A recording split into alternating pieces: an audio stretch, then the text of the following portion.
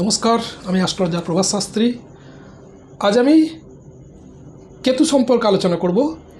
কেতু সম্পর্কে সাধারণ মানুষের অনেক ভুল ধারণা আছে যে কেতু সমস্ত কিছু খারাপ ঘটিয়ে থাকে সাধারণ মানুষের ক্ষেত্রে, কিন্তু এই কেতু অনেক সময় একটা শুভ অবস্থানের কারণে কিন্তু মানুষকে হঠাৎ করে কোটিপতি করে দিতে পারে।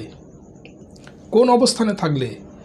কেতুর কতগুলো অবস্থান শুভ থাকে, অর্থাৎ লগ্ন সাপেক্ষে যদি 3 নম্বর ঘর, তৃতীয় ঘর বা ভাবে থাকে, ষষ্ঠ ঘর এবং একাদশ, এই 3টে ভাবে যদি থাকে তাহলে কিন্তু কেতু প্রচণ্ড শুভ ফল দিয়ে থাকে।